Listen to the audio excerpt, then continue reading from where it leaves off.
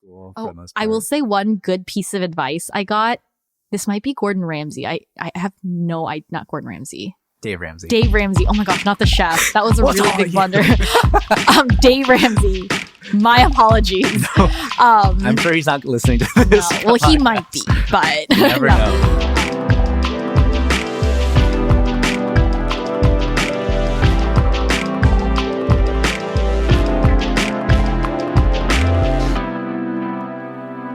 Hey everyone, welcome to the B-Sides. I'm Eric, your host, and today for our guest we have Carolina Ham. Hey Carolina. Hi, Eric. So to start off our talk, I was wondering if you had any specific hot take. So my hot take is that Trader Joe's is very overrated. Oh wow, that is a Very harsh overrated. hot take. Why do you think so? I think, I have a lot of reasons for this, but I'll try to keep them concise. Trader Joe's food doesn't taste that good. I think they're microwaved ones. everything. Oh man, Everything. I think their produce quality is not very good. Their meat quality is not very good. Sure, those ones I could get along with. I think their frozen meals are fine. I don't think they're anything special. I think their snacks are generally imitations of better things. I think that they use way too much plastic for a store that tries to promote naturalness things. And again, I don't really like frozen foods. That's why I'm not really like a big fan of like the entire aisle of all the frozen things that they offer. So I think the only thing Trader Joe's that's worthwhile is the everything but bagel seasoning. Literally everything else is like not worth it. Wow, that is indeed a hot take. I think you might get into some fights. I think I will.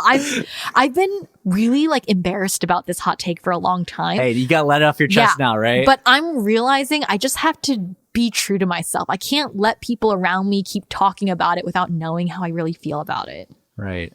And I also hear you secretly love IU, but you say that you hate her. Oh, yes. I do secretly kind of like her, but I'm very outwardly saying I hate her because she's just like too cute and too good at singing. Like, who can be that it's perfect, so right? annoying that she's she's so good. You know what? I feel you. Yeah. Thanks, Carolina. So I've heard you recently got into crocheting. Is that right? Yes. Oh my gosh. That was one of the things I was wondering if I was going to talk about because it's something I'm so excited about these days. How'd you get into it? So I've always kind of been into it since I was young. Like I remember being in elementary school and my mom showing me how to crochet. I don't remember how it came about other than maybe I just asked or something. So it started there and I made like a couple of like easy scarves or something like that. And then I kind of forgot about it for like so many years. And then just like as of this past summer, I was looking through social media and I was thinking about it again. And then the algorithm obviously kept working. Yeah. So all of my feed just became more crochet things. And then I started making a few things that I really like and it exploded. And now all I do in my free time is crochet or knit. What's the difference between knitting and crocheting? So crocheting is one hook. Knitting is two needles. Okay. So people say that crocheting is actually, it's highly debated in the stitching community, but I think crocheting is easier because you're just manipulating like one loop at a time on your hook versus when you have two needles, you have like a multitude of loops to work with, which I find to be more complicated. But that's the main difference. But I do both. I dabble between the two, although my preference is crochet. Where is the difficulty in knitting and crocheting? Like, which is the most difficult part that you think would give most people the hurdle? I think surprisingly, crocheting and knitting involves a lot of math because you have to count your stitches and be very precise because doing a stitch in the wrong place makes your end product look so messy. So I think having to keep track of your stitches and knowing like, okay, I have to double this one, then I have to double this one, but I can't double this one. I have to skip that one. And also knowing how it looks, because I think to the untrained eye, if you just look at it, it just looks like a bunch of yarn that's just like mashed together, but you have to know how to like almost read the pattern to know where to insert your hook and your needles to create the look that you want. And there's so many different patterns and so many different designs you can make with crocheting and knitting. So it involves a lot of just like mental practice. And it's also hard on your hands. My hands get very sore when I do it for too long. Do you think that's really something that can only be learned from experience? And do you think over time that's just been something you've been able to grow in? Or is that, were you really methodical to begin with and able to like get that knowledge base before even starting? Yeah, I did. I definitely think I was able to gather a lot of knowledge beforehand. I watched a lot of YouTube videos and I watched a lot of Insta Reels and things like that to kind of see how they generally would, even down to how they hold their yarn and their hooks. But at a certain extent, I think anything that involves motor skills, you just need to do it with repetition and repetition to find what's comfortable for you. Same goes for sports and, other things that involve moving your body. You just have to do it to find out, what works for your body. And then you get into the muscle memory of it all. Do you think you're normally this methodical in pretty much every other aspect of your life? Extremely Okay, so. good. I'm very type A. I love following directions. I love having a plan to do everything in life. I am not what they say flexible. Does that mean you're a better baker than you are a chef? That surprisingly is not true. I do like baking and I think it's fine. I just don't like sweet things very much. So I'm not like really into baking. But with cooking, I surprisingly don't follow recipes that much.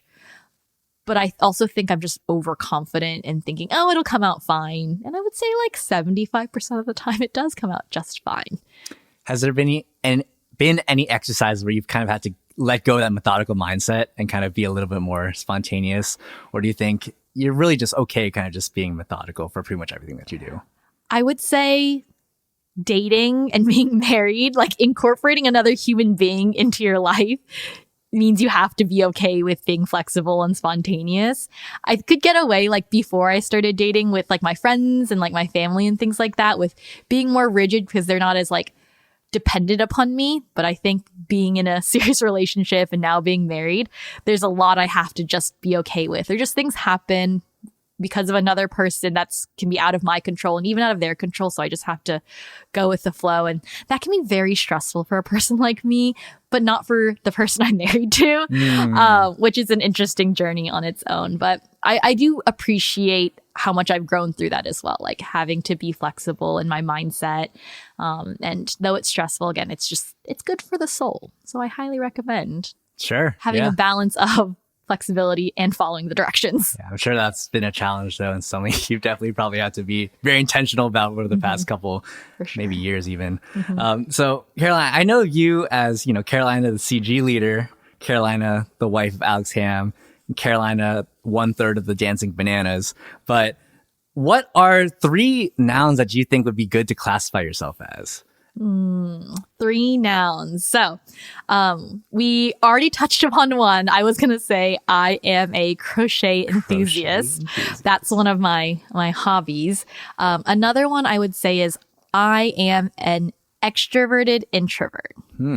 So I find that when I meet people, more so after I went into college, because that's definitely when a big like personality shift had happened, people are really confused on if I'm an introvert or extrovert, because I think I have a lot of stereotypical extroverted tendencies where I can guide conversations decently well. I feel like I'm pretty personable and approachable, but at the end of the day, I could go like months just by myself and be so happy. But I think people don't expect that from me because they just see me at church or like, out hanging out with my friends, and I seem very lively and active and, energetic, but little do they know is that it hits 10 p.m. and in my mind, all I'm thinking about is going home and enjoying my own night crocheting in bed while watching Friends. Right. In the beginning of COVID, I'm sure you were having a great time then where, you're probably just at home by yourself, kind of chilling. And for, as you're saying, months, when it was kind of getting time to start being able to see people, did you have to force yourself to kind of do that again, or was that something that just came naturally as it had done in the past and now it currently does? I would say I did have to force myself a little bit, but I also have that personality type of I'm really good at doing things that I don't want to do.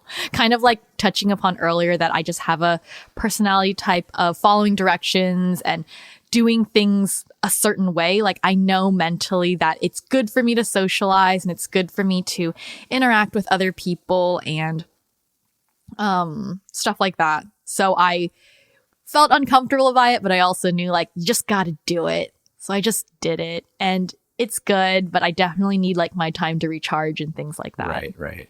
I cut you off from your third one. My third point was going to be that I'm a teacher. Gotcha. I feel like that's probably the number one way I describe myself to people. I'm like, hi, I'm Carolina and I'm a teacher. Because I think having that as my current profession really takes up so much of my time and physical energy, and especially my emotional energy. And so, because you just get so personally invested in children, it's hard to not, have that occupy your mind every hour of the day when you're thinking about the things that I do impacting the future of the world kind of situation, especially because I like to do things very intentionally and I take things very seriously in that way, like my job. So I am a teacher and it is so stressful, but it's very rewarding at the same time. So I'm a good preparer when I have questions for all three of your nouns that you already had. So I did my research. But going back to that second question really quick, it's not exactly 100% related, but just me personally, I've noticed just from getting to know you a little bit over the past couple of years that I see that you try pretty hard to see situations from other people's point of views. Do you think that's true for yourself? I would say so. It's ironic because I generally consider myself to be a pretty independent person. But I do really think a lot about how other people experience things. So much so, I think I overthink it sometimes, actually. I was talking to Alex about this the other day of how sometimes when social situations end and I go home, I'm just constantly thinking like, did I say anything weird? Like, did someone not appreciate the way that I did this thing? Like, should I have not approached it this way? And so I think just in daily conversation too, when I'm around people, I try to be considerate of, the way they're feeling, the way I'm communicating things, if that's being received well. Sure. So in that consideration, I think I can relate. Sometimes I will compromise some of my own personal, not well-being, but comfort in order to, kind of meet people where they are. Do you feel similarly? And has there been any instances where you've kind of felt that drain in particular? I do feel similarly. I think I'm a lot better at that now than I used to be. Honestly, I think after graduating from college, where I had to be really intentional again, like about where I was spending my time and energy with certain friends, and again, like work as a teacher and having a relationship, I had to start making healthier boundaries on how I would sacrifice that for other people who maybe weren't inside of the group that I needed to pour into the most. And so, I can't think of any instances in particular, sure, yeah. Mm-hmm. But I would say I am generally that type of person. Right. Now that you are the wife, Alex, how has that understanding kind of factored into your relationship with Alex? Oh, my marriage with Alex is its whole separate podcast. We could talk about that for hours, if not days and weeks. Maybe we'll have a married couple podcast. That would be really interesting to get our perspectives on things, right. like a newlywed show type of situation.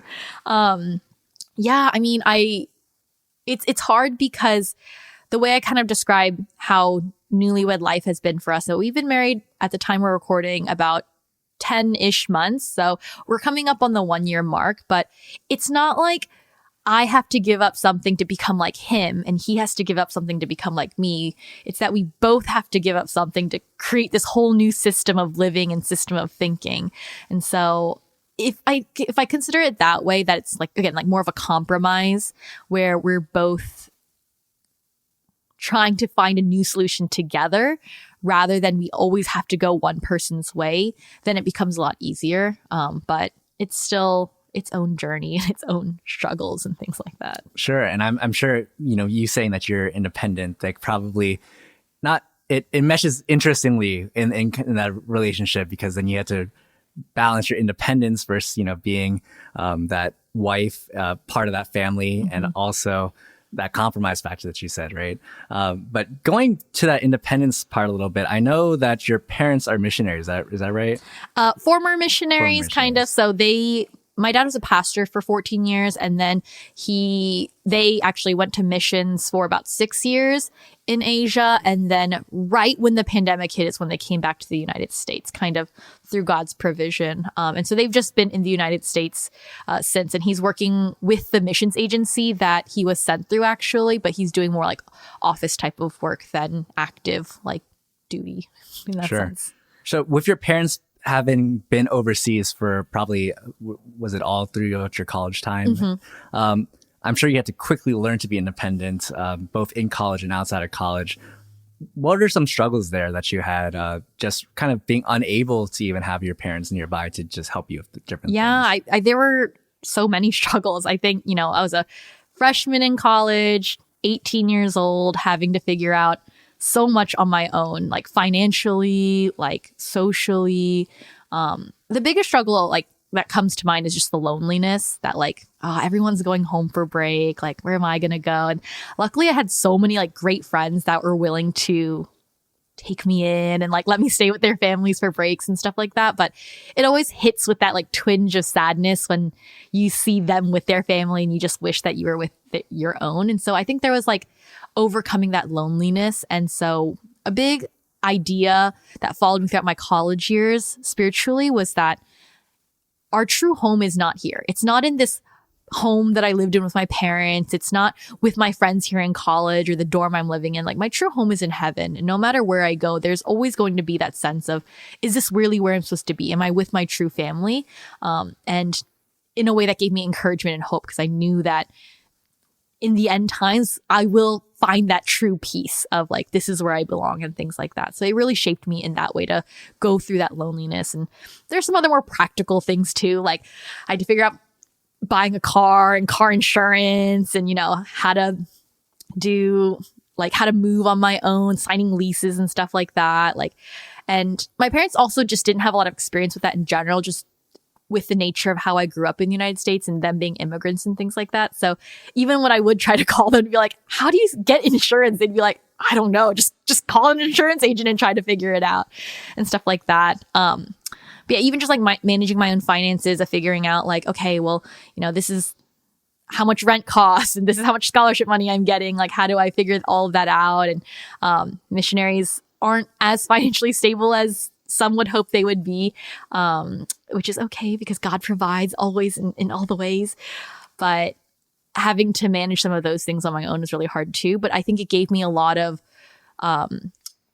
good management skills now, where in the season that I'm at, to be able to be very strategic with how I manage, not just like finances, but like things just like, again, the documents that come with being an adult and of like car titles and, again, insurance. Insurance is so annoying. Like, I still don't completely understand it. Like, deductibles and premiums and what covers what and stuff like that. But I did have to learn those skills quite fast, which makes me not intimidated of it now, where I realize some of my peers who are getting into those things now, like buying homes or like getting their own cars and things like that. Like, they're just now figuring out what those things look like. And I feel more comfortable approaching it. And I'm like, oh, it's okay. You just call them and tell them you don't know what you're doing. And then they're more than happy to help you with that and stuff like that. What were some tools or resources you were able to use to like kind of gain that knowledge? Because I know you have a pretty, you're pretty into personal finance as in general. Is that something that you're able to learn through, or is that something that was mostly experience? I watched a lot of YouTube. I love YouTube. It is. She got a sponsor. Yes.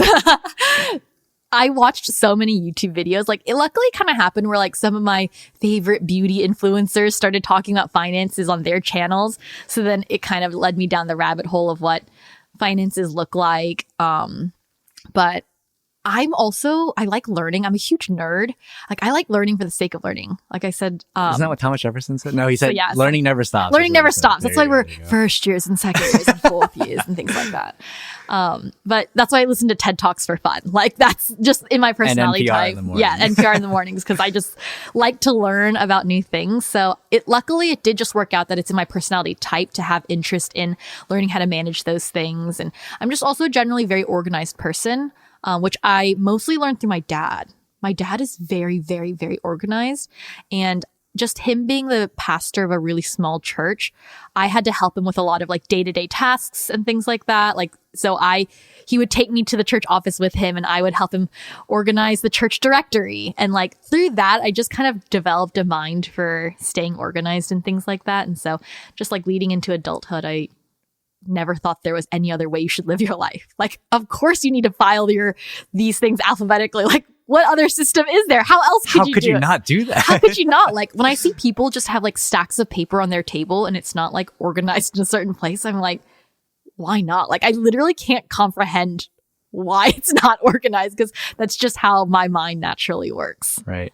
For your mindset for personal finance, what is your goal when you're managing that? Or is it just really kind of just essentials? So this is an interesting concept because I think being single and thinking about my financial goals versus getting married now and thinking about my financial goals has dramatically shifted. So I would say Alex and I are still in the zone of kind of figuring out what our financial goals are, with like thinking about when we want to have kids or thinking about when we would want to move our house and things like that. Things that require a lot of intentionality in how you're going to be managing your money on a daily basis even. And so right now we're just kind of adjusting to how the other person spends their money to figure out how we can manage it and figure out where it goes. But we have a lot of financial blessing in our life right now. So we do have the freedom to be able to choose our goals a little bit more freely in that sense. So we are taking it a little bit easier. We're not super rigid or anything like that. Surprisingly, I'm not very rigid in that. But I generally I have a few like percentages in my mind of what I generally try to keep up with, like tithing 10%. And then, well, I do keep a very thorough budget spreadsheet. And I have my general like outlines of what I'm trying to do. I always set aside like maybe a third or so for savings. What I'm saving for, we're still figuring it out, but I do like the idea of saving just for the sake of saving. At least you have something when you need to, right? Yes. Yep. And things like that. I have definitely always been very savings conscious, like just throughout my entire life. I grew up financially a bit unstable, so I think that's where that comes from. But I do like saving money for the sake of saving money, because I'm always worried that there's going to be a day where I need to use it. That's great. But we are eventually thinking about reaching a certain threshold with our savings account, which isn't a high yield savings account right now. And then how we can start investing any extra money we decide to save for whatever future things. But investment is its own future world that's really scary to me and I would like to get into, but I just don't know that I'm ready for it right now. Right. Is there any specific tidbits of information you would like our audience to know about personal finances, being so well versed as yourself? Oh, I would not say I'm very well versed. I feel like I know like the bare minimum. I have seen some more personal finance like classes come up on my Instagram feed, which is like my sign. I'm like, maybe I should take one of these classes so I have more information. But no, I don't think I have any tips per se, other than I think everything I assume is common sense. Sure. But it's probably not. It's probably not. Which is what I'm realizing. We don't really learn finances besides by ourselves during school for the most part. I will say one good piece of advice I got. This might be Gordon Ramsay. I have not Gordon Ramsay. Dave Ramsay. Dave Ramsay. Oh my gosh, not the chef. That was a really big blunder. Dave Ramsay. My apologies. No, I'm sure he's not listening to this. No. Well, he might be, but you never know. Is that don't let your money tell you, or you should tell your money where to go. Don't let your money tell you. So that it just being very intentional in knowing where every dollar goes, rather than just letting it be and seeing what you have. Yeah, that's awesome. Dave Ramsey is a great resource. So switching back to kind of that your own independence, how do your relationships with your friendships and as a wife again factor into that independence as a whole? Do you feel like it's kind of separate entities, or do you think they kind of work together? Both. I would say generally like me being a very independent person can be helpful in the sense that I feel like I'm very self-sustaining. I'm very self-motivated. I don't quote unquote need a lot of people support encouragement in that sense. Side note with like even love languages, words of affirmation is probably on the bottom. Like I really don't need people to tell me I'm doing a good job for me to just keep doing a good job in that sense. But it has definitely bitten me in the butt several times where I'm so independent. I will have moments of feeling really overwhelmed or feeling really stressed out and not letting people in to support me and take care of me and things like that. It's even like, funny story with when Alex and I first got married and we're adjusting to living together. We had talked about the household responsibilities before we got married, just so we were at like a good understanding so we wouldn't run into arguments and things like that. And so the understanding was more that like I would take care of certain like most general household chores, mostly because I really enjoy cleaning, and Alex would take care of the dishes and things like that. And so after like a couple of months of marriage, I got really stressed out one day where I was like, oh, well, I have work and then I come home and I have to run this errand and then I have to do the laundry and I have to tidy up the kitchen. And I started getting really like passively angry at him. And then one day, like I kind of exploded and I told him that I was mad about him not picking up more of the household duties. And he was like, well, why didn't you just ask me? Mm-hmm. And I was like, oh my gosh, you're right. I can just ask you. That's the relationship. It didn't occur to me that I could just ask him. But then upon further conversation, we realized that it really hurts me to have to even ask because I'm so independent. I have such a level of pride within me that asking for help feels like almost damaging in a way. Sure, yeah. And so that's like in my romantic relationship. And so even in my platonic friendships, I think my friends even get frustrated with me sometimes because they want to be there for me, but it's almost like I don't allow them. Another funny story is that when I was in college, I have a very particular way of doing my laundry. I don't like when other people touch my clothes because I fold it very strategically. You do it right. Yeah, I'm very proud of the way I do laundry. I'm very good at folding it. Crisp lines, no wrinkles.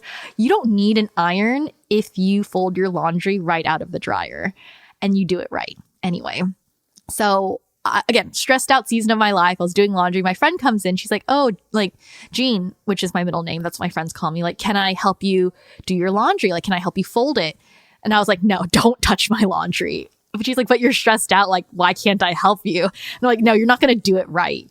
When at the end of the day, I should have just received her heart of like that she wanted to be there for me and help me. But I was so fixated on like, no, I have to do it my way or it's not going to be okay. So I think, again, going in with that flexibility piece, it's important to be flexible. And for me to also learn that it's okay to be dependent on people. And sometimes they help you and sometimes they let you down. And that's okay too. And it's not the end of the world in that sense. Sure. How did you reconcile eventually that it's not the end of the world if people do things a different way? Was that something you just kind of came to the understanding of, or do you think you really had to push yourself to get to there? I think I had to push myself, and I think other people had to push me. So certain people just having those tough conversations with me of saying, you know, like, Caroline, I can see you're upset and I can see you're going through a hard time. Like, you need to let us in. You need to talk to us about it. And then from there, anytime I did have a moment of feeling down or feeling stressed out, giving a chance for that to happen, to let people in.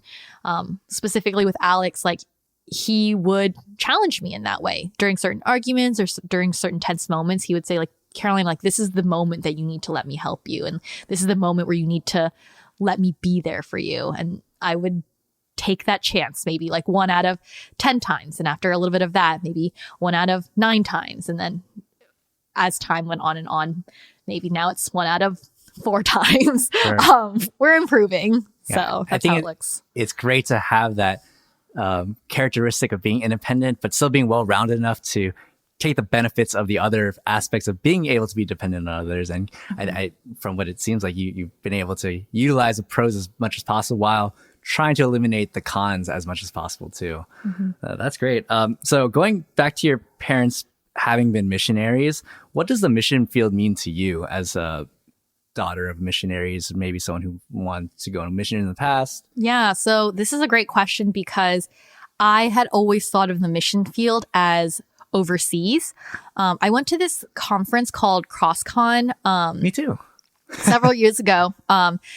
And it was at that conference where one of the speakers, I can't remember who, was saying how missions is cross-culture. Like you have to be in a culture you're not familiar with in order for that to be considered missions. Kind of controversial. I don't know that I entirely agree with it. But at the moment, that's kind of like what my mind was it was like a affirmation of what I was already thinking. I'm like, yeah, you have to go overseas. You have to go to, the inner cities and this, that, and the other for that to really be considered missions. And so throughout my college years, my plan was to go to missions for 2 years, like overseas missions for 2 years, and then figure out work and stuff like that after. And so once I graduated from my undergrad program and into my master's program, I started applying for the program. And there were a few complications and a few things that happened, all by God's will and God's design, honestly. Sure. But it was through all of those signs, I was unable to go, and I moved up to Northern Virginia. And no offense to anybody listening, I really did not want to move here. Like, moving to Northern Virginia was like literally the bottom of the list. Like, I'm like, I would go anywhere in the world but Northern Virginia. And that, again, can be its own separate story. But again, through God's hands and through Alex Ham, I found myself in Northern Virginia, a bit begrudgingly, I will admit. But I found my heart softening the more I got to know people in this area, and just a few interactions I had that made me realize that, this too is a missions field. Sure. Anywhere where you can spread God's love and God's gospel to people who aren't believers, I think constitutes as a mission, because the Great Commission says, make disciples of all in every nation. And the nation can be this one, Sure, all peoples definitely. Can be the people next to me in my job that I go to Walmart with, or whoever, and so I had such a cold and calloused heart towards this area, thinking, oh, people in Nova are so well off and they're so comfortable. Like, they don't need anything. These people aren't open to God, or really needing God. Like, they just want him, but they don't need him, kind of thing. Sure. But again, just the more I got to know people and heard their stories and things like that, my heart was a lot more softened to realize, oh, maybe God didn't want me to go on overseas missions because he's called this area to be my mission. And so in the way, I'm still following that call God has given me, but just in a way that I never expected. And I can't say I'm like a number one evangelizer or anything like that. It's definitely an area of my faith I really struggle with, is evangelism. But and my heart's a lot more open to what God's will looks like for my life than just saying, I have to go on 2-year missions and it has to be overseas and things like that, rather than saying, oh, God's will looks so different if you just Sure. let him do it. So what does your mission field look like right now in Nova? I would say my work is my primary mission right now. I try to do my best to love my coworkers specifically. I think with loving the students, I just try to show the grace of Jesus and the grace of God and just my interactions with them, because I can't really preach the gospel to Loudoun County public school students, I think I'd be put on the news for that and probably fired. But just in the ways that I love them, that when they make mistakes, I show them that there is grace. I show them that I don't hold it against them and that there are new chances every day. And that unconditional love. And then with my coworkers, I just try to make it normal that I go to church and that Sure. Jesus is a part of my life, and try to talk about what God means to me in more casual ways, because it's hard to find the time to really sit down and be like, this is the gospel. Jesus died for your sins. You're a sinner, But I remember even one of them was having some health problems. And so in our group chat, I had texted her hey, I'm praying for you. If you need anything, just let me know. And she really appreciated that. And then a funny instance is I accidentally sent my CG prayer request to my coworker group chat with my team, which is so awkward because a little embarrassing. Yeah. I mean, luckily none of the prayer requests are particularly deep or sure. particularly intimate or super invasion of privacy or anything like that. But, one of my coworkers approached me the next day at work and they're like, oh, like I saw that you sent like prayer requests for like your Bible study group. Like, can I get in on that? Like, can you pray for me? Yeah. Like, it's just like little instances like that, just for them to have a more positive disposition towards what faith looks like. And then maybe one day God will provide a avenue for which I will be like, this is what Jesus does for you and did for you. Sure. But I also think God will make it very obvious when that time comes. Gotcha. Did you find it difficult when you first started working to kind of have that Christianity be public facing at work, or do you think it's something you're kind of just okay with? I would say it was easier because I was really blessed to have another coworker. She goes to ODPC actually, who is like more vocal than I am. Right, yeah. So, and she's just like such a great person. Like she's so bright and encouraging and positive, and like people have such a like a great like she has such a good reputation that like for her like talking about faith, like I think people views it very positively. So I just kind of like scooched under that umbrella next to her, and that made me a lot more comfortable. And she's like about 12 years older, so I really view her in this like older sister figure. And so like sometimes at the end of the day, we would like she would come into my room or I would go into her room and we would talk about faith and we would talk about what it's like to be a Christian in the workplace and what we did at church and things like that. And I think just having someone at work that I could talk about those things with and then go to our other coworkers and again, just keep having that be a part of our daily conversation was nice. Cause I would talk about like, yeah, I had a Bible study last night and blah, blah, blah. And then she'd be like, oh yeah, like I did too, blah, blah, blah. And it just became like a natural part of our daily conversations, and our coworkers knew that we went to church on Sundays and that we had Bible studies on Thursdays and Friday and things like that. Yeah. Do you think you're satisfied with how your mission field it looks like right now, or would you want to kind of push even further now that you've kind of been a node for a little bit and now you're a little bit settled and now that you've been married for a year? Yeah, I would definitely be open to other methods of doing missions and Sure. evangelizing. Yep. I'm actually in this weird in-between zone right now where I'm most likely going to be leaving the profession of teaching. Oh, wow. I've been doing a lot of job searching and a lot of networking and asking around and things like that, which is very, very, very bittersweet. But I think it's because with teaching, like it consumes so much of my emotion and it consumes so much of my time that I don't feel like right now I can effectively do a lot of extracurricular, volunteer missions opportunities and things like that. But I think my hope is that switching to a different job hopefully alleviates some of that emotional stress that I'm experiencing on the daily to open my heart to being able to do some of those other things. Right. What do you wish as a church we could be doing a little bit better in terms of the mission field? I wish we had more missions opportunities. And I know that's hard with like the pandemic and things like that. But I know that we have like maybe one like Mexico missions. Like missions we're like Right. overseas cross-cultural missions opportunity every year. And I wish there was like maybe like one summer one fall one that people could be a part of. I really wanted to go to the Mexico one this past summer, but that coincidentally fell during my honeymoon week. You're right. Yeah. And I think I was still glorifying God and during my honeymoon, Sure. enjoying the, this commitment of marriage and things like that. Yeah. But I would love for there to be future opportunities to do that because, and Alex and I do talk about it, that just because I didn't go overseas back, a couple years ago, doesn't mean that I'm not going to be called to go in the near future, things like that. And I think that happens with there being more opportunities at church, cross-culturally. I think I love the way our church does, like the London town things and, like the Western Fairfax, opportunities and things like that. But I just wish there were a few more cross-cultural overseas mission trips that could be organized. Definitely. Do you know of any organizations that, you would think would be great to be joined, to be partnered with? Because honestly, besides the ones you've mentioned, I don't have too much of a knowledge of other organizations in the missions field. So I have a Southern Baptist background. I grew up Southern Baptist. My dad is a Southern Baptist pastor.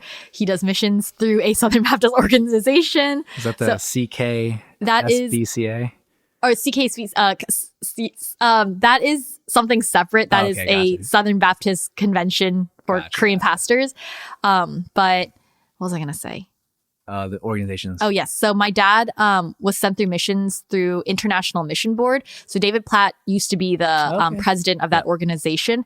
And they're under a larger organization called NAMB, North American Mission Board. And so it's funny because my dad's always like, go on missions, like go through IMB. And I'm like, I'm a Presbyterian now. Like, I don't know if I can go to, Southern Baptist missions and things like that. So I am not familiar, honestly, through the Presbyterian Church, what organizations there are, because I don't know if it works that way. I don't know if we can cross-denominationally partner with other organizations and things like that. If we could, I could find some connections somehow. But I don't think that is something that'll happen. So then for people who would want to kind of increase their visibility into the mission field, how would you say they should kind of take next steps if they're just, someone like me or you? Yeah, I would say doing your own research into missions organizations, because those are going to be usually safer. Safety is a big thing. Like, I know some people are just so on fire for God, they just want to go to North Korea and just start preaching, but there are security issues that should be factored in. Like, even for my parents, they did missions in Asia, is as best as I can disclose. And so there were some security issues, but luckily having a established organization gave them certain protocols to follow that could keep them safe and keep, the organization safe with like certain information and things like that. And so I'd say doing your research of like certain organizations and asking yourself if you really are committed on having to follow your denomination through those missions opportunities, because even though like, I think the International Mission Board, like IMB, even though it's a Southern Baptist organization, like I do think they accept short-term volunteers, that might not be of the Southern Baptist denomination, as long as you are a member of a evangelical church or something like that. So I would say do your research if you are comfortable with doing those things like more on your own. Otherwise, our church has missionary partners, like honestly, like reaching out to those partners and asking like, do you need volunteers? Like, do you know anyone who needs volunteers? Do you not need volunteers? Do you need supplies? What can we send you? Like what can we do for you?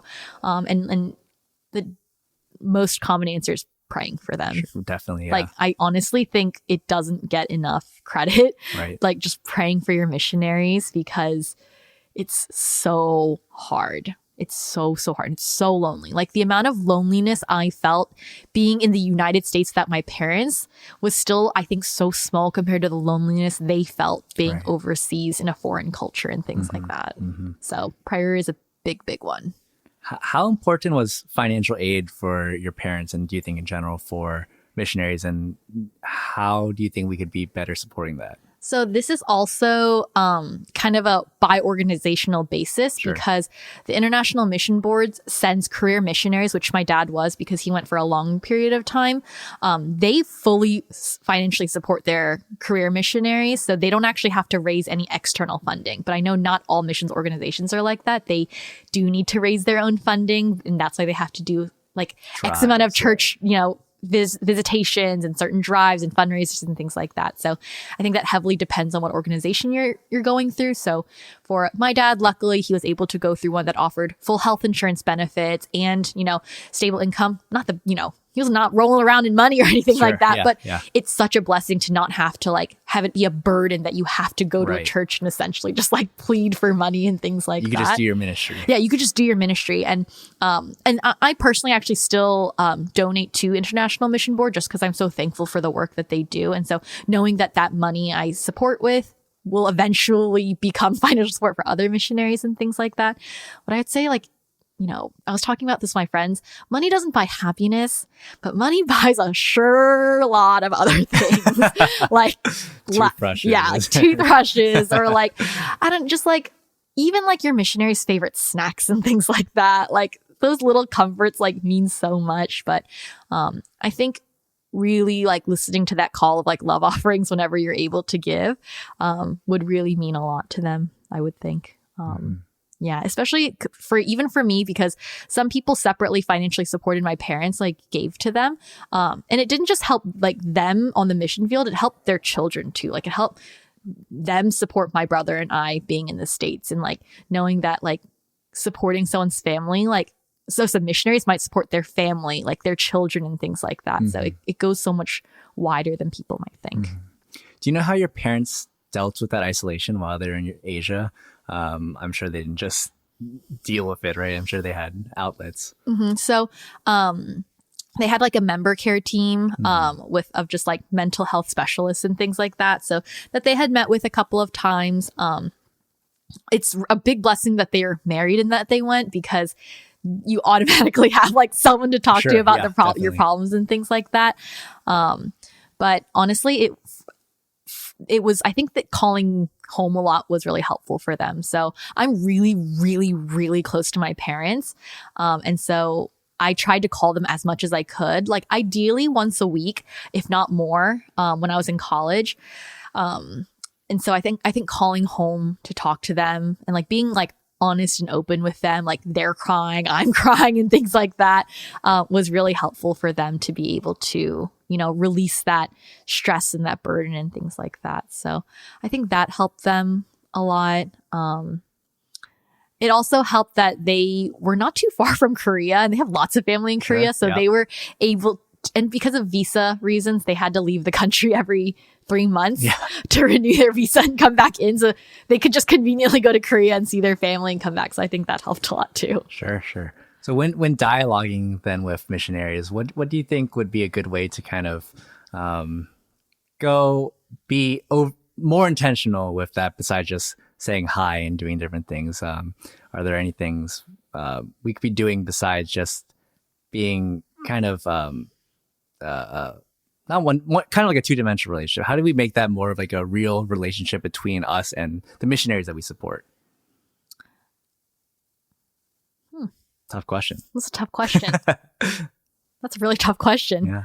Honestly, I don't really know, because my missionaries were like built into my parental relationship. So it's very natural for me to be able to, for you. To be able to do that. And I can't say that I've really gone the extra mile for other missionaries, other than giving them like sending a nice message or something like that, or donating to a care package or something like that.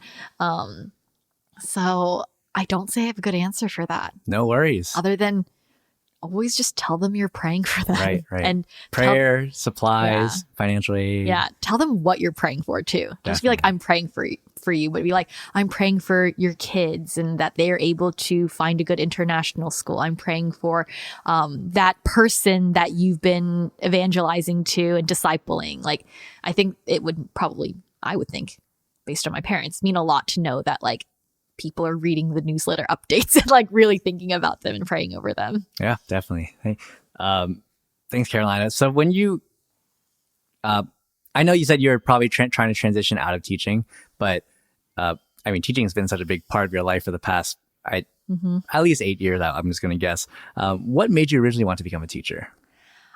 I don't have a memory of ever wanting to do anything else. Like, I'm a nerd, so I like school. Right. So then I'm like, wow, I could just stay in school. Like, this is great. I like the idea of teaching and people learning and benefiting from what I teach. So it's a bit self-centered in that way. I love kids. I think that's the most obvious teacher answer you can get. Definitely. If you don't love kids, that's yeah, no, for sure. If you love kids, why didn't you become like a pediatric, or a pediatrician or something like that? I'm like, oh no, I don't like medicine though. So it's that combination of I love kids. I think they're so cute. I think they're so innocent. I think they're so wonderful. And I love that they can make all the mistakes in the world and learn from it. Once you turn 18, your time to make mistakes is over. But especially because I teach elementary school, like 10 years and younger, like, for example, I had one of my students like cheat in class the other day. She used a calculator on her Apple Watch, which, wow, the fact that they have Apple Watches now and can do that is crazy. That's crazy.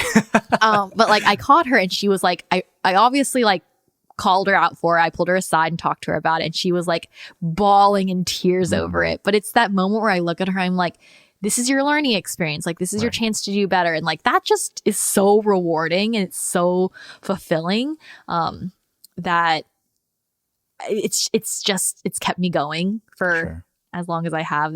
I'm in my 4th year of teaching right now. but it is emotionally wearing at the same time because you are investing so much into 25 little ones every single day. I think it says something about the state of teaching in America right now, that for someone who was as invested as you were for your entire life, even you are having second thoughts about this being something that you can continue doing for the future, right? So what do you think are some root causes behind that? And do you think that's something that we as individuals can help change? Or is that something that really is mostly societal, that's almost out of our control? Yeah, I think there's some like systemic roots and causes behind it that no ordinary person can just, try to rally behind. I think there are some people who are really into policy making and policy changing, I think, need to step forward with those things. And I can't say that I'm one of those people. Policy is not something God has called me to do in this current season of my life, and probably not for a while. But yeah, I think there's some systemic things, such as this idea that you can always make teachers do more without compensating at all. And not just financial compensation, but just like in terms of having other assistant teachers or having certain curriculum materials. Because when you have a passion job like that, like people know, and like the higher ups know, you're going to do the work no matter what. Like, even though you don't get any of the extra stuff, they know you love the kids. Like, how can you not if you're a teacher? And they're just going to keep paying you the same amount. They're going to give you the same amount of resources and things like that. And I think that's really frustrating. And that's why for me personally, I try to set pretty strict boundaries on only working contract hours, because legally that is all I am paid to do. But other teachers work like an exorbitant amount of hours outside of their contract hours. If that's something they enjoy doing, that's fine. But I also think it gives the teachers a bad rap who want to just keep those boundaries and make sure things are being treated as fairly as they are, and things like that. So I would say that's like overall a main cause of me personally wanting to leave, because I don't see that system changing anytime soon, especially because like every single year that I've been there, there's always something new to do and less time to do it. So before you were boxing in your time, how many hours would you say you would be working a week during the school year? Oh, I've gotten so good this year. I think this year I'm putting in, give me a second to calculate it. I'd say about 55 hours a week right now. Yeah. And that's still a lot for most other people. Oh, yeah. Especially because I'm actually working for those 55 hours. Right? Definitely. Yeah. A lot of people are like, oh, like I had to work like 3 hours today. It was so hard. I'm like, what? Literally every second of my day is used for something. I can't even pee. Can't even get lunch breaks, right? No, actually, I did not eat lunch today. And I didn't pee today because I had a student in need. So I sacrificed lunch for her. That's crazy. And it's worth it. Like, it's so worth it. But then it's like, oh, it's so hard every single day. It's so multifaceted in how many compounding issues go on each other. If it was just the pay or just the hours, I'm sure you could probably look past that for some time, but just all these overlaying things add up, I'm sure, over time. And knowing your just compassion for the kids and how much you love teaching, it sucks to hear that it's not something that you think is something that you can do for the long term, So are there any individual moments that kind of kept you going forward up to this point? Yes. I would say there's so many like little daily moments, and there's big moments too. Like last year I had a student who, like, not to be prideful, but I changed this kid's life. Like, man, he better get famous and mention me in a speech because I changed his trajectory of life. Basically he like really hated school. Like, he hates everything about school, and he has a really big like negative attitude towards authority. So when he feels like he's getting in trouble, he has a huge spike in emotion, and he self-harms a lot. He hit himself a lot, to the point where he'd have bruises all over his head and things like that. Just really heartbreaking story. And, he would always have such negative thoughts about himself, and he would talk about wanting, about suicide and things like that. But just every day, like, I was there for him, or I did my best to be there for him and to talk to him. And some days are better than others. And I can't even say he made a drastic improvement by the end of the year, but I still saw so much growth in him. And I would spend I'd spend probably at least once a week, every week, just crying because of how heartbroken I felt for him. But by the end of the year, just seeing how much he had grown, again, just made it all worth it. Sure. Because again, I just knew in my gut, I was like, I changed his life. Sure. Definitely. He could have gone to middle school, like punching this kid, that kid, and the next kid over. But now he has the coping strategies to not do those things. Now he has the coping strategies where every time he wants to hurt himself, he's going to squeeze his stress ball instead. He's going to crumple the paper instead. And knowing that took literally all year to get him to understand that was really difficult, right. but worth it. So he's one example. And the student I did not eat lunch for today, she's also kind of similar to that. Some emotional things going on that I want to be available for.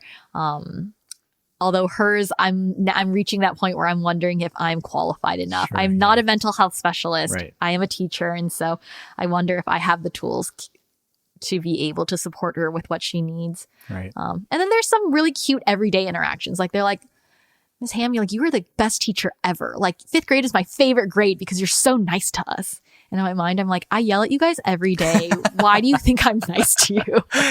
And there's this one cute little girl, every single afternoon when it's time to leave, she gives me a big hug and she'll walk down the hall and she'll wave to me. And then she'll walk a few more steps and turn around and wave to me again. She'll walk a few more steps and turn around and wave to me. And she'll just keep doing that until she finally leaves the building. And it's so cute. And it's just those little things. You're like, okay, I can make it to the next day. Mm-hmm. And then you get to where I am now, where I'm like, will I make it to the end of the year though? Right. And that's the question. Right. I feel like one of the issues that teachers struggle with is just how many roles they're expected to play in kids' lives. Like, as you're saying, you are not a mental health specialist, you are a teacher, and it's a little unfair to kind of expect that from you. Besides that, there's almost being a parent to these kids, being the teacher, being a friend to them, right? How do you think teachers should ideally be situated in students' lives? Should it be all these roles combined, or should it be more of a teaching role? I think that teachers can be all of those things. And I think it's okay. I think the problem is because I have 25 of them. Right. I think the model of teachers being all the things, being their counselor, being their parent, being their teacher, being their, friend, whatever it is, I think it works if you have a solid group of 6 in front of you. Honestly, my ideal class size is 17 or less. Sure. And even that makes it hard to fill in all of those roles and things like that. But yeah, I think it's the class size thing. That's why I think more than paying me more, I think one of the best ways to support the county could support their teachers is by hiring more teachers. Mm-hmm. Fortunately, we don't have the money for it. Right. Because if you hire more teachers, each teacher is going to get paid way less, which also doesn't feel fair either. But I think if we had smaller classes, more schools, everyone would be a lot less stressed and everything would be so much more manageable. Because it's I always tell my students, if one person is tapping their pencil on the table, it's fine. It's really not a big deal if just one person does it. It's when all 25 of you do it that I start getting irritated. Mm-hmm. So I'm always think with empathy. It's not just me. It's everybody in this room. Right. So it's that effect with everything else. One kid starts melting down, that's fine. But if you have a group of 25 kids, chances are there's at least 3 other kids melting down at the same time. Mm-hmm. And there's only one of you. So you can't be there for all 4 of them at that moment. So yeah. Yeah. So where did you learn these soft skills to be, somewhat of a guidance counselor, somewhat a friend? Is that something you learned within your education, or is it something you kind of developed on your job / just growing up as a person? I think so I went to the Curry School at UVA. I think they did a phenomenal job of preparing us with having certain student situations or having certain conversations there. I also student taught in a Title I school, which stereotypically and historically, behaviorally is a bit more challenging. That gave me a lot of skills with knowing how to like triage certain emergency situations when it comes to students freaking out and panicking.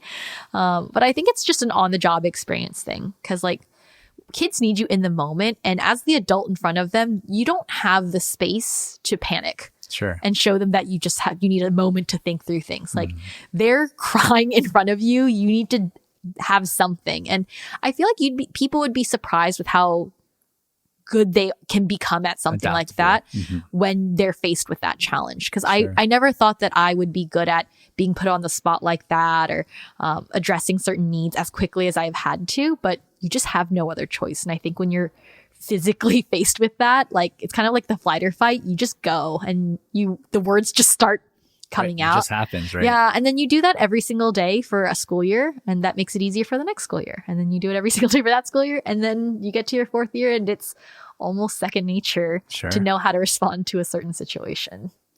Do you ever feel like you're going on autopilot now that you're fourth year? Sometimes, yes. There are a few, there are instances of me I can just go through it and just do it. But at the same time, no group of kids is ever the same. Like this year's class different than the year before that, different than the year before that, and so on and so forth. So there's always some new challenges and things like that. I would say like the teaching aspect feels more autopilot-y. I'm able to whip out my math slides from last year and just start teaching. Like I don't need to look over it. I don't need to prepare anything. I can generally just look at it and know what I'm supposed to say and do. But it's more of like the emotional things that always changes from year to year. Right. Which is interesting. Yeah. Well, what would you say to students who want to get into teaching right now, whether they're college students or high schoolers or younger, entering this? I assume that landscape of teaching is probably the worst it's been in a while, but yeah. It's rough, for sure. But I don't want to discourage anybody who would want to get into teaching. It's a very unique field, and some people are cut out for it for life, and some people are cut out for it for a temporary time, and that's okay. I think with most careers in life, you don't need to look at it as like this is the rest of my life. I'm not allowed to choose anything else. And I think for me, I've obeyed God's calling in my life to do this for the amount of time that I felt I could. And now it's time to move on from it based on what I want out of my lifestyle, and out of my personal satisfaction, fulfillment in society. But for those who would want to get into it, I'd say they need to get in the classroom as much as possible. Like whether it's like just observations. Like I know there's a lot of high school programs now where you can go and like observe classrooms and like tutor in classrooms and things like that. I think just doing as much of that as possible to really see and experience what it's like. Granted, nothing will quite be like being the main teacher in the room, and things like that. But I would say get in the classroom as much as you can, and on a more practical level, because you just never know if it's for you. I think right now, most schools in Virginia offer teaching as an undergraduate program, which wasn't the case when I was in school. Teaching was only a master's program. Didn't know that. Yeah. So it's, again, its own whole story and things like that. But basically, it was good when I was in school because when you have a master's in teaching, puts you on a different pay scale just for a little bit of extra schooling. But now you have to do you can do it as an undergraduate degree, which you get out of it faster, yes, but you're on a different pay scale because it's a bachelor's degree. So there's pros and cons. So I would say for your bachelor's degree, do something that's not teaching so that you can fall back on. So that if it doesn't work out, you have something else that, kind of works in your favor and stuff like that. And then do the master's program in teaching, the 1-year master's. That way it's still kind of the 5-year situation. And you have the master's degree that kind of puts you on that next scale up. But you also have something else to kind of fall back on should things not be in that might be the lifelong path for you. Definitely. What do you think is your next steps in your mind right now? I'm looking. I honestly don't have a clear idea. I've been talking to a lot of people individually about what they do to just see if it would fit me, because I honestly have never thought about anything except for teaching throughout my college years or anything. So I have no idea. Like I've been asking people, what do consultants really do? Like I genuinely don't understand what consultants do. I'm like, do you just tell people what you know? Like, I don't get it. And I've looked into like project management, but I'm like, what is project management? Mm-hmm. Like, do you just tell people what to do? Like, it's just like things like it's that. A whole like, new world. Yeah, I just don't understand like what these fancy job titles mean, and like what does that realistically look like, and things like that. And so just some like concrete answers, like some fields I'm looking at are like HR, with like recruiting. I feel like I'm pretty personable that could maybe be good at that. I've looked into some project management stuff because I feel like I use a lot of project management skills in teaching. And then I'm also looking at instructional design. So I'm just asking around right now. Pretty broad. Do you have a due date for yourself when you kind of want to have a decision? I would like to have done a few interviews by the time the school year ends in June. Oh, wow. Yeah. And I'm not going to set an ambitious goal of like needing to have a job by the time the school year ends to know what I'll do by the end of the summer, basically. But I'd like to have at least done a few interviews to feel comfortable, so that after the school year ends, I'm going on vacation for a couple of weeks, but that when I'm back from my vacation, I'd be able to really pour in a lot to finding something solid by the end of the year. Sure. So to cap off this teaching section, where do you see teaching and schooling heading over the next decade? That's really a good question. I don't think there's going to be a magical pill that you can eat and you just learn everything. I don't think that's where we're headed. I think virtual reality is going to come into education. I don't know when, but I do have a hunch that that's like the next cool like teaching tool. Yeah. If that's going to look like teachers teaching virtually, I have no idea. But I do think that's kind of the next step. And then more on a pessimistic note, I feel like the gap's going to get wider of like the kids who have access to certain opportunities will make greater strides towards those. And the kids who don't, like it'll be even harder for them and things like that. Was that something you kind of got a glimpse of because of COVID? Yeah, COVID for sure. I mean, I teach in a pretty like upper middle class school district. They're like generally pretty well off, but there are a few that don't fall within those income brackets that I could see that having two working parents, and not just like regular 9-to-5 working parents, but like parents who have to work odd hours and things like that, to support their family, like how that really limits their access to certain things. Like whether it's like tutoring or like extracurricular activities and things like that. And again, the gap just gets wider and wider every year, which is sad, but I do see things continually heading in that direction. Do you know of any way that you could think of that could help reverse that? Or is that kind of, again, a policy thing that we don't really have control over? I think that's a policy thing, mostly because I, off the top of my head, or even just like with the few moments I've dedicated to thinking about it, like can't think of anything other than systematically, like things just need to change. Yeah. For one, which is pretty controversial, I don't think there should be gifted education in elementary school. Yeah. I think gifted education works in like middle school and upward. But there are even like studies that have shown that students who are in gifted education programs in elementary school, like it's not correlated with any certain type of outcome when they graduate from college. They're not at any better of a place necessarily than kids who don't take gifted classes in elementary school. So I think gifted classes should just be done away with so that kids don't have this sense of superiority, because those kids that are in those gifted classes tend to they have a huge chip on their shoulder. They know they're all that and then some, and it makes the kids who aren't in those programs feel even worse. They're like, oh, I'm not a smart kid. Like I can't do it because I'm not in those classes. I don't get to do the fun, cool projects that they do. So I just feel like you just do away with those and just let them start competing in middle school onward.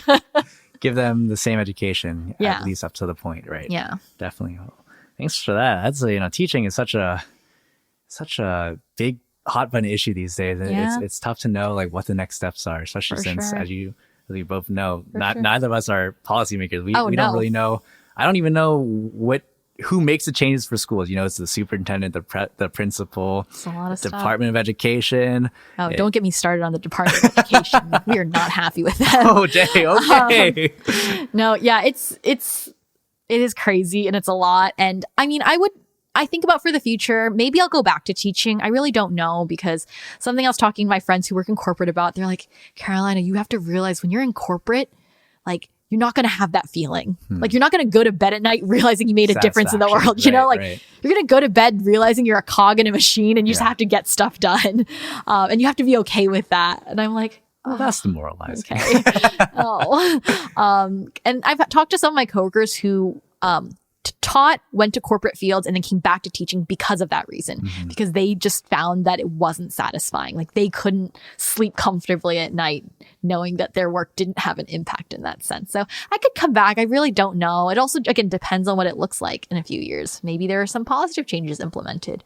Who knows? But for my current season of life, I do want to try something new. Gotcha.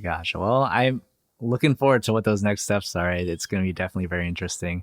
See the next couple of years for you. But we like to end these podcast interviews talking about someone who's played an important role in your Christian walk. So do you have someone in mind who's kind of been with you over the past years and has really made an impact on you in your faith?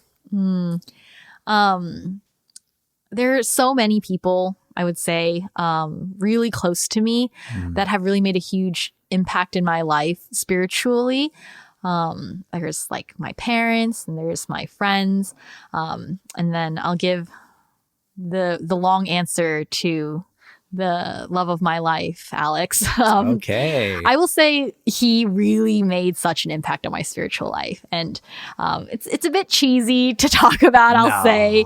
But I would say it's even a challenge to people who are in like serious Christian relationships. Like, if your significant other does not challenge you to grow in your faith, like I'm not saying break up or anything like that, but just consider it or find ways that you can challenge each other. Not saying you have to change necessarily, but what are your spiritual strengths and what are their spiritual strengths? Because for Alex and I, like, spiritually, we have such different strengths. And we're very different people in general. And so that translates into our spiritual lives, that he has his spiritual strengths. He's incredibly relational. Alex understands grace like no one I've ever met before. Like, that we are broken people and God loves all people, and that no one of us is greater than another person. Like, we are all just sinners in God's eyes. And there's so much grace for us and love for us. And again, he's just so good at making people feel comfortable in that. And he's so relational. And I'm not as relational as he is. He's definitely the strong E in that way. He loves to be around people. And I struggle a lot with showing grace, I think, sometimes, and feeling socially, spiritually connected to people in my community and things like that. I would say I have more strengths in like spiritual disciplines. Like, I very good at like the whole reading the Bible and doing the QT and doing the Bible studies and things like that.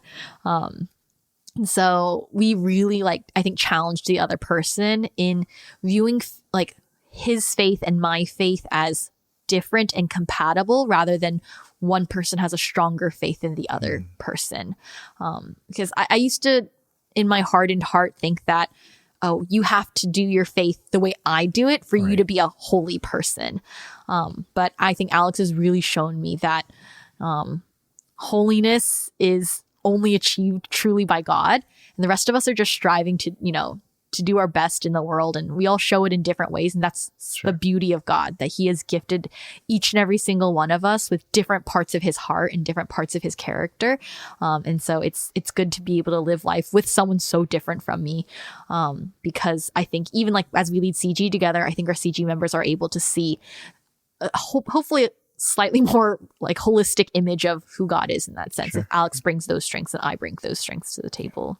Is there an example within recently where you think you would have acted differently before having been married versus now because of that, grace that Alex has been able to kind of impart to you in terms of his knowledge? Yeah, I would say even my friends notice it, the way I even respond towards them with certain situations. If they make a life decision that I don't agree with, I think the college Carolina would have been like hard rebuke. Like, Do you know what you're doing? Like, I don't think that's God glorifying. Do you realize how that's going to affect you? Like, really tough love type of stuff. Right. Like, and it was rooted from a good place, and I'll stand by that. But I also think the delivery of it wasn't one that communicated like care and love, because sometimes when someone's going through a hard time and you communicate with harshness, even if you have good intentions, they're not going to receive your intention. Right. They're just going to receive the harshness because they already know that it's not right or hard or whatever it is. And so I realized like sometimes they need you to be there to comfort them. They need you to be there to remind them over and over again of the simple things. Because I used to think, oh, like I need to have this cool theological answer. Oh, well, in the Bible, God did this, and so it meant this, and that's the reason why you're experiencing this, and the decision you make is this. Rather than just sitting with them and being like, hey, God loves you. And let's just try again. And like, I feel like that's the approach like Alex takes with people a lot of times. Instead of giving a very lofty theological answer, he just sits with people and he like acknowledges them. And I've been trying to do that a lot more in my friendships and things like that. Through some of the things that they have gone through. And even honestly, like myself personally, I'm very hard on myself. And so I've been trying to show myself grace the way that Alex shows me grace. And in turn, the way God shows me grace in that sense. Sure. I think it's awesome seeing you guys work so well off of each other in this. I'm sure it's not just you changing from what Alex is teaching or imparting onto you, but it's also you imparting a lot onto Alex. And I personally have seen that, knowing Alex for 20, how old is he? 26? Too long. Too long. Yeah. But yeah, over the past years, he's definitely evolved into the Alex he is today, in no small part due to his relationship with you and now his wife being you. So thanks for making him the Alex. And I try, people say he's more on time to things now. I'd like to think that's because of me. Oh, yeah. Timeliness is godliness, or next to godliness, something like that, right? Yes, I firmly agree with that. Thank you so much for your time, Carolina. I appreciate you answering all these questions and going over teaching and missionary and everything. I hope you had a good time. But yeah, we'll see you guys next time. Bye.